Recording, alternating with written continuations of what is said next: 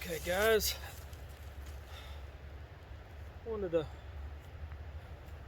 come out to the woods today. It's December the 24th, 2020, and it's about 11 o'clock, a little after, maybe about 11:15 or so in the morning on Christmas Eve, and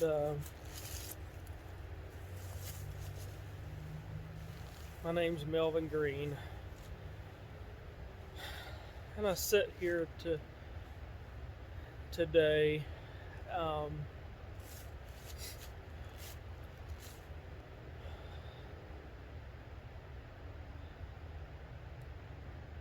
just in a still, calm retreat in silence. And what I mean by that is 2020 has been a very interesting year.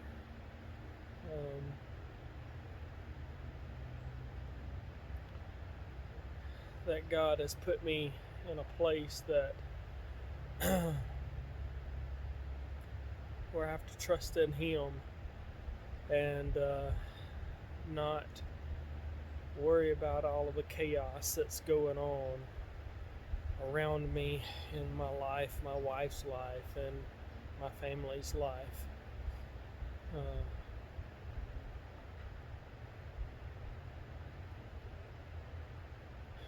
I come to the woods sometimes and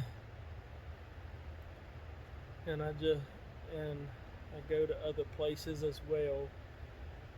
But this morning, as I am getting my coffee made, and man, it's cold out here. Sorry if my nose starts running. As I was getting my coffee made this morning, I was looking on my calendar on my phone, and it's just a few days before the new year, and tomorrow is Christmas.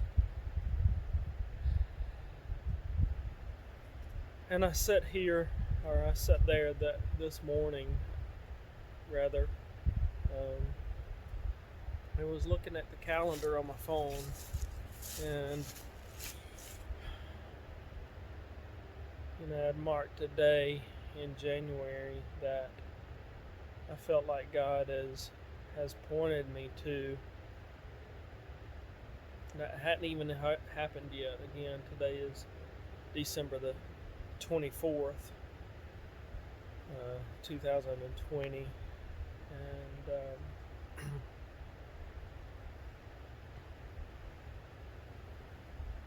and on that day, I've marked on my calendar, which is January the 9th, 2021. I marked on my calendar. I feel like that something is going to be happening with my 5 little girls.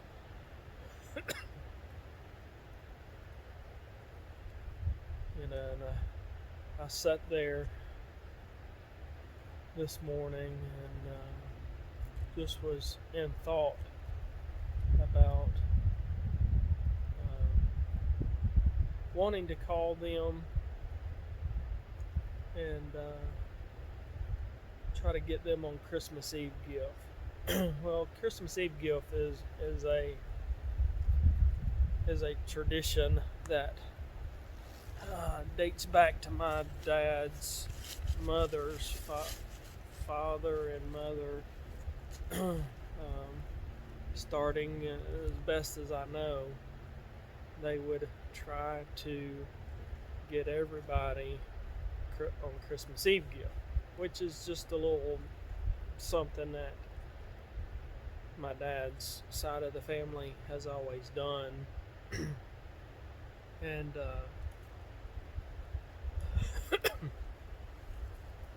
which is just cool as a family tradition.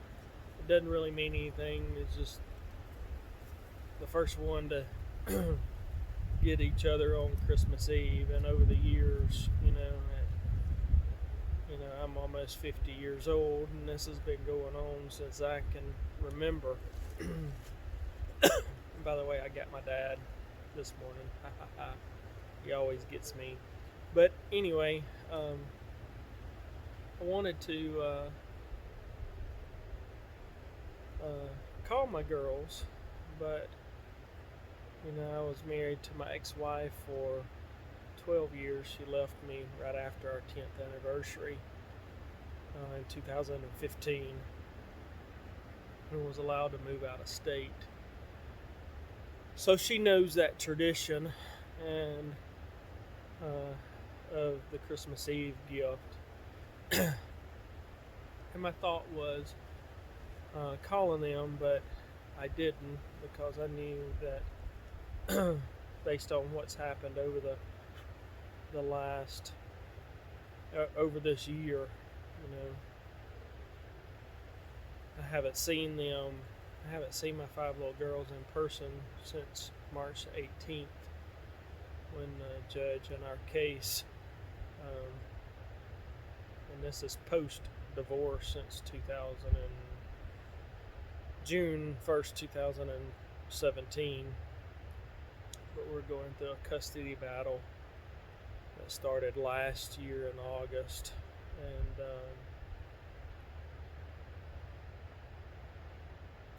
just thinking about all of that,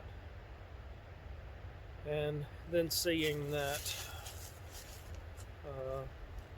what I marked on my calendar back in October, when I saw a particular vehicle that had 541 on its car tag, after I had made a dermatology, or I had gone to a dermatology appointment, and it was on my way back home on the interstate, and I saw this 541 on this truck tag.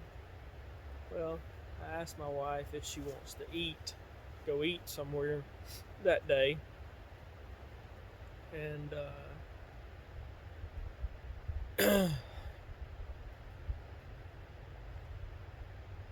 she decides, she says yes. So I go and pick her up, and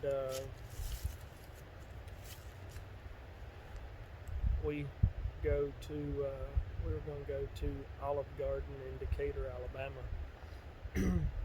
We had decided, and actually, she had gone to an appointment that very day, and I was actually on my way to go meet her at that appointment. And I found out this afterwards, that she saw the same vehicle at the same exact stop sign, just going in opposite directions. When she was going to the appointment, she saw this vehicle that had 257 on it. She goes to the appointment, and on her way back from the appointment that I was going to go meet her at the same stop sign, going in the opposite direction, which is about an hour and a half later, roughly, she sees the same exact vehicle with the 257 on it, going in the opposite direction. So we decided to go to eat at Olive Garden. I know this is a little long-winded, but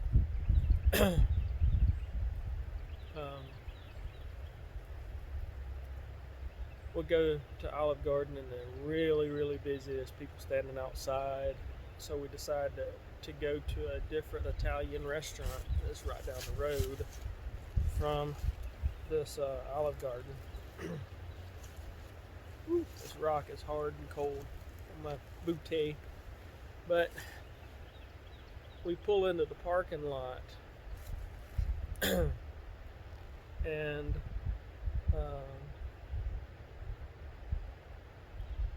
it's just so funny. On the way, let me say this first. On the way to go eat at Olive Garden, ears are cold. She's looking up Bible verses for this 257 number. And I know that doesn't make sense to people, but God speaks to both of me and my wife through numbers. And each number is either a chapter and verse in our Bible or a page number in the Bible that directs us to a specific passage or a verse in our Bible. So she's looking that up on the way to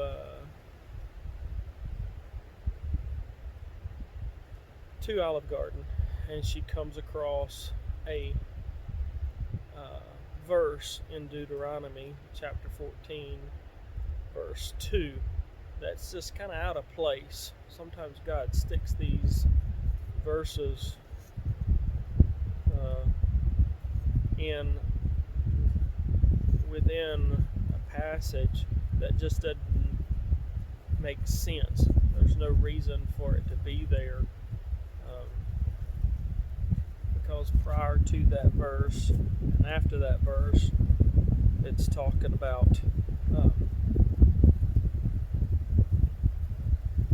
the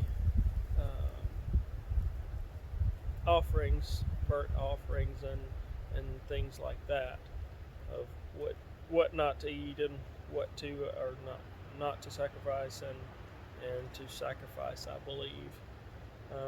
But that particular verse is talking about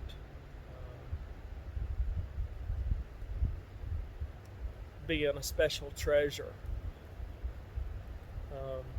So that was really cool that she read that to me. And after we had left Olive Garden and we decided to go to this other Italian restaurant right down the road, we pull into the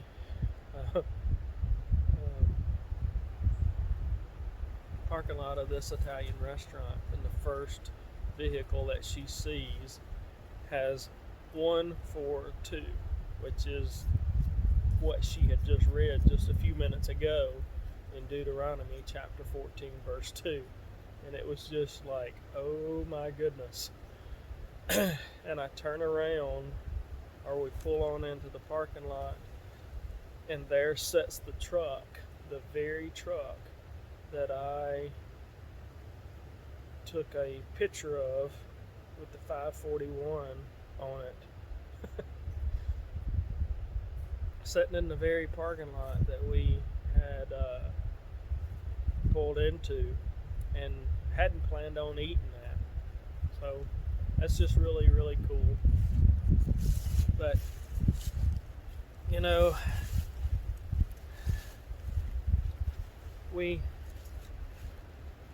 the whole point of this video that I'm doing here today is finding a calm retreat of silence before God, you know. And if you think about the three words there, calm, retreat, and silence,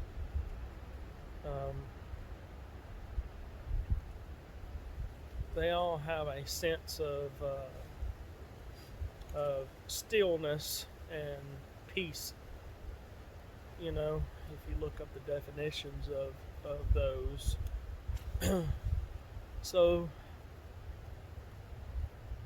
you know, as I was thinking about that this morning,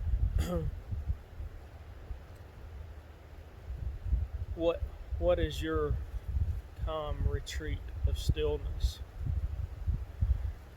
Is it some kind of hobby, or shopping or whatever it may be. Mine is getting along with God every single day of my life.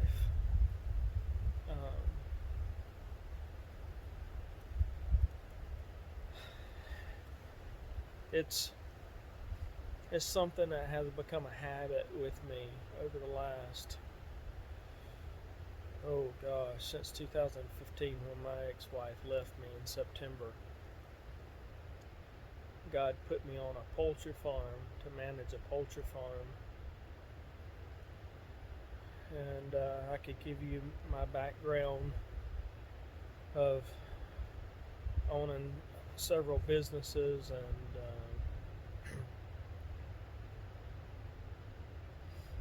being around people all the time, but on this poultry farm, he got me on this poultry farm to manage these 8 chicken houses and work in them and just be alone with him in my thoughts every day, all day long, because I didn't have anybody and still don't have anybody to work with me on an everyday basis. Sometimes I do, sometimes I don't. It's just not that much to do, but the whole point is that God got me along where I'm actually talking to him, praying to him, and most importantly, listening to him to speak through me, through different events and in my life.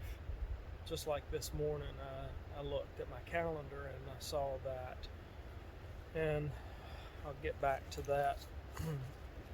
What was really, really cool about seeing that this morning is I've got this devotional that I like to read. It's called Streams in the Desert, and I last read it on the 15th of December, which was my oldest child's birthday, which she turned 13 on the 15th. And I just decided to write Happy Birthday, Romy on that day. So I turned back to the other birth dates in that devotional of my other 4 children, and I wrote on each one of their birthdays, happy birthday, Novalee, Bellamy, Melrose, and I got to my last one, which is Fenina, and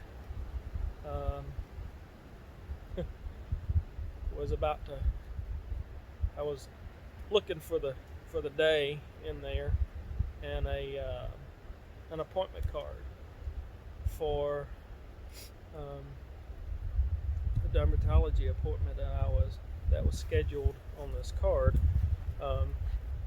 for September the 17th, which had to be rescheduled because of something going on with the chicken houses. And it happened to be that very day on October the 1st that it was rescheduled to, that I had gone to that dermatology appointment, and then I saw that truck on the interstate that day, and then again that evening at the restaurant, the same identical truck. And that was just really, really cool. What prompted me to write their birth dates today, of all days, in that devotional, and I guess my thoughts were is at some point, one of them may be able to get that devotional and look through it and see all of the notes and things that I've said through the years, and see that I wrote each one of them's birthday on there. And tomorrow is the day that we celebrate Jesus' birthday as well, you know. And it may or may not be his birthday. Nobody really knows exactly the date, which really is not relevant to what I'm speaking about. What's really relevant is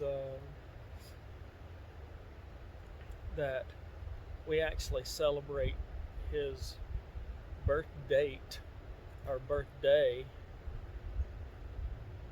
and not get caught up in all of the holiday festivities that each one of our families have, you know, and what present that we will get and what present that we will give to an individual, you know. And I guess my biggest thing, you know, as I sit here and I'm making this video, is what present did the day that Jesus was born, what did it give to us, you know, as human beings, you know, some 33 years later in Jesus's life, we find out the reason. You know, it's for him to die on a cross, a horrible death, and for us to be able to have the faith and the hope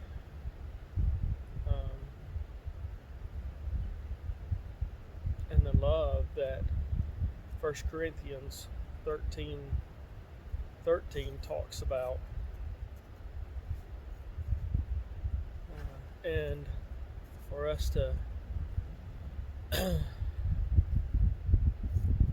love like him, and for us to be able to love like him is to know him, you know. And what better way to know him, you know, is to get alone with him, to get alone with the Father.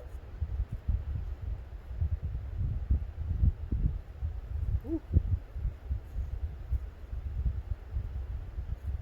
You know, as I sit here on this day of December the 24th, 2020, and not being able to see my 5 precious little girls since March the 18th of 2020, when the judge ordered for them to go back to their mothers, and then turn around 2 days later and say because of the state of the country, they couldn't come back up here until whenever. That was left unknown. You know, and all of this is because of the things that my ex-wife has always wanted. She's always wanted me to be out of their life, you know. And if you could just, if I could just tell anybody or everybody about the alienation that's been going on since then, you know, in the first 176 days, I was allowed to see them on video, which the judge said back on the 20th of March in order for me to be able to see them on video, whatever means it needs to happen for me to be able to see them on video.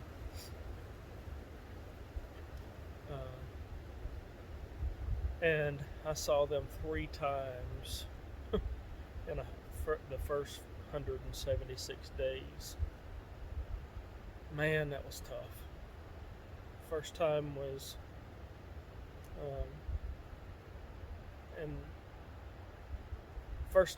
I believe, March the 27th. that she allowed me to see them, all 5 of them, at one time on video. The next time I just saw one for about 2 minutes on April the 10th. And the next time that I was allowed by her to see them on video was on Father's Day. I saw all 5 of them on Father's Day.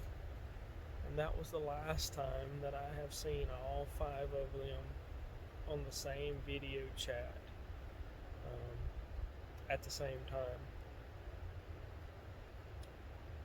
The next time I was able to see them was September the 9th,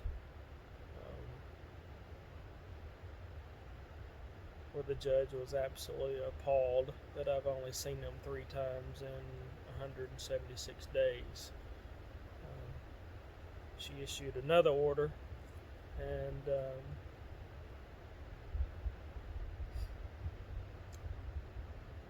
even on that day, I didn't get to see all 5 of them. I saw 3 of them a good bit that day.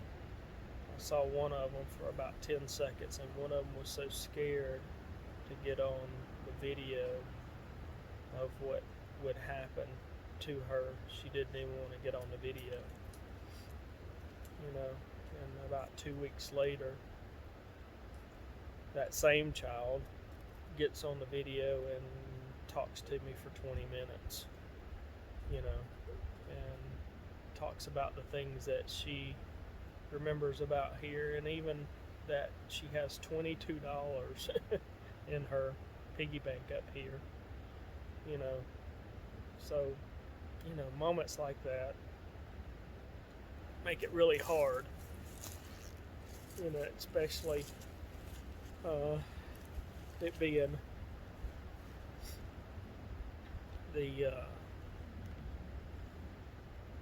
the length of time so far that I've seen them in person, and the few times, since then that I've been allowed to see them, even though the judge ordered her to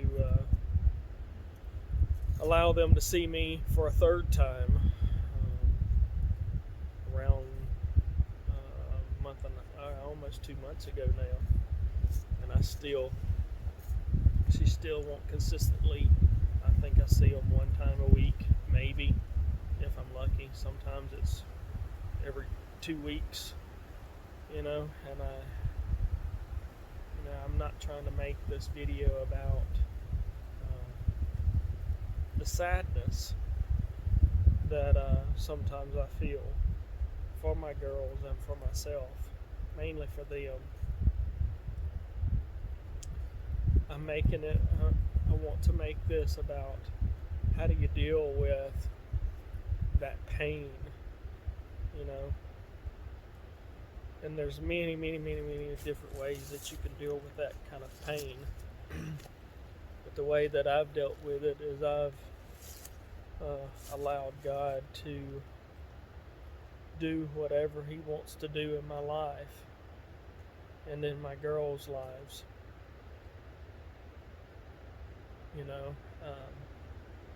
And that's really hard. Psalms 46:10 says, "Be still and know that I'm God." And Isaiah 64:4 says, "There's no ear that has heard, no eye that has seen a God like me."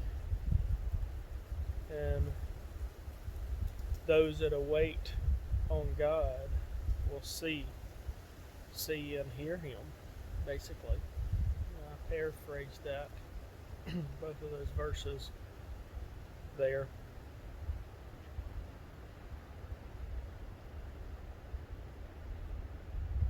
So, if it wasn't for my relationship with the Father, I wouldn't be able to be sitting next to this pine tree and being as calm as I am.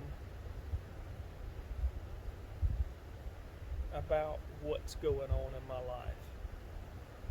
Not only is that just a total chaos. My parents have the poultry farm that I manage. It's worth almost $1 million, or right at $1 million, depending on who appraises it. And they're facing foreclosure. And I help them with that. And it's nothing that has been our fault of why they're facing foreclosure. It's just been what's been going on in this country. The chicken industry has just not been what it was before the COVID virus started back in March. Started before that, but it hit the United States then. The chicken industry's been hit hard because of, people are not allowed to go get the meat from the grocery store like they were. Limits on how much they could get at one time, which is ridiculous, but being not allowed to go to restaurants. In March, when all of that started, the restaurants were basically closed down for 2 months or more, right at 2 months. And then have only been limited to 50% capacity or something like that, depending on where you live. So it's just been a trying year for me and my family, not getting to see my girls and not for 9 months at this point. And the next court date is in May of 2021. That's the first time that I will possibly be able to see my girls, based on what the judge's orders have said to this point.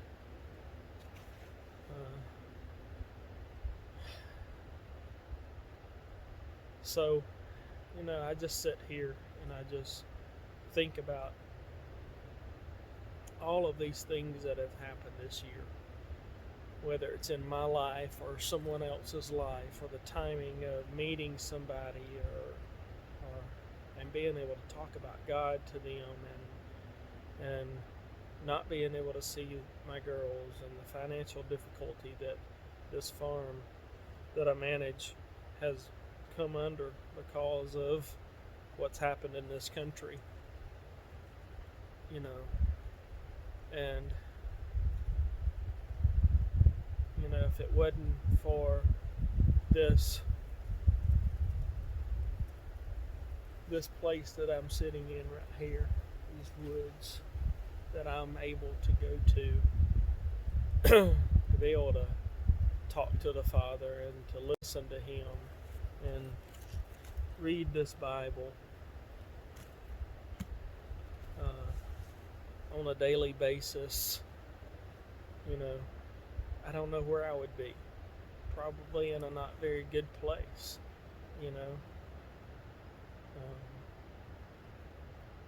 but I can sit here and look into this camera, and I can tell you right now that I'm at such peace with all of the chaos that's going on in my life. My wife's life is as bad as mine.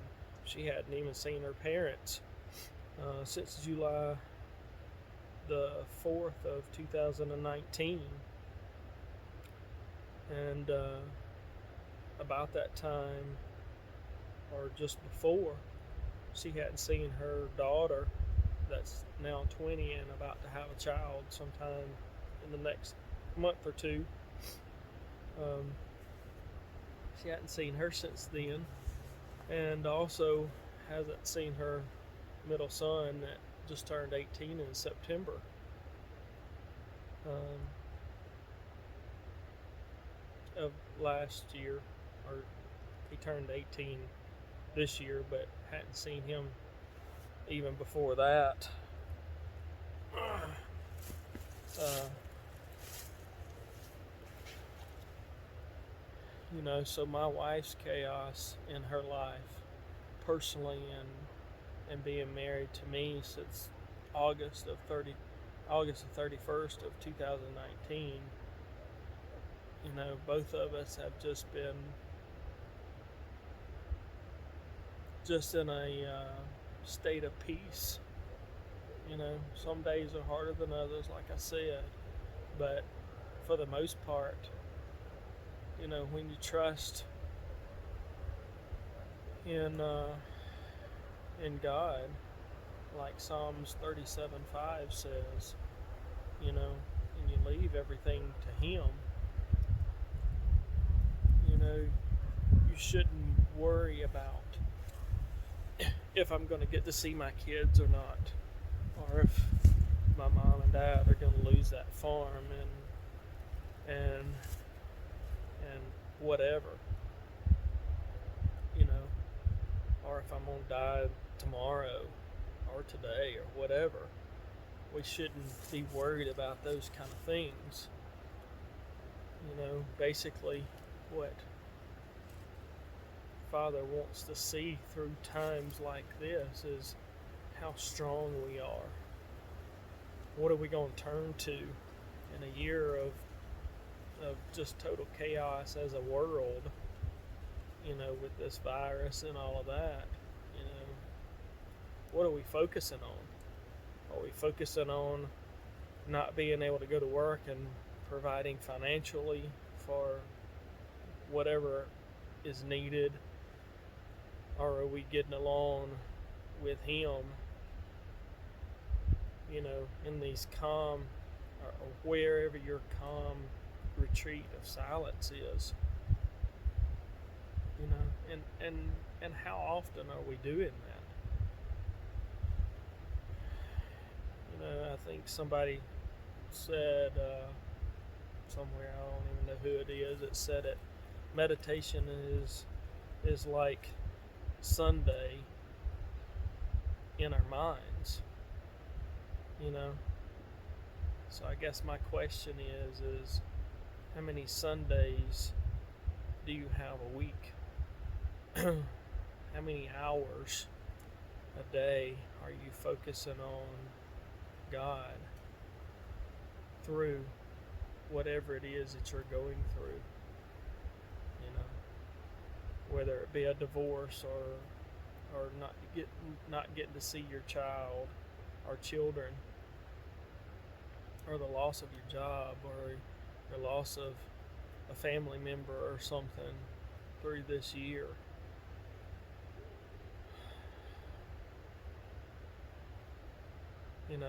I'll end with this.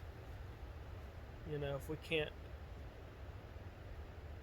have the faith that God will carry us through those things, and trust that He knows the precise moment that everything will change,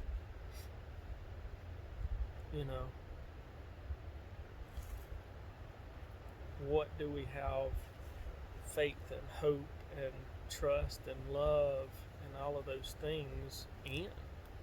Is it ourselves? Is it our president? Is it the things of this world? Guys, if that's what it is, then it's not going to happen. And the more we think about it, and the more we try to figure things out, the more we're wrong.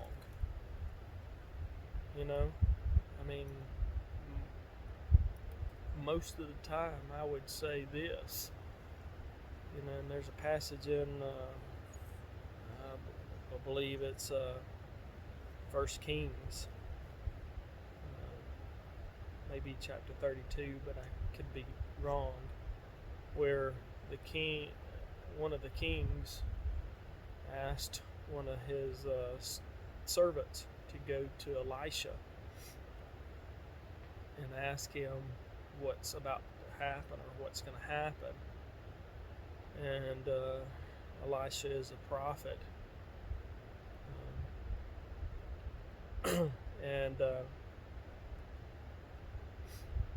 Hazel goes to Elisha and asks him what's going to happen. And Elisha gets really sad because what he saw was Hazel was going to kill the king and become king of that nation. I believe it's Aram, Abam, I believe, is the spelling on it. But what saddened Elisha was was what Hazel was going to do as a king, which was very destructive for that country or that nation. So I was trying to figure out and manipulate things to our way and our will sometimes is not the best option. Sometimes it's just to get still in a calm retreat of a place of silence and get before God and just listen to Him speak peace into your heart. Guys, that's all I got. Again, this is December the 24th, 2020. And my name's Melvin Green.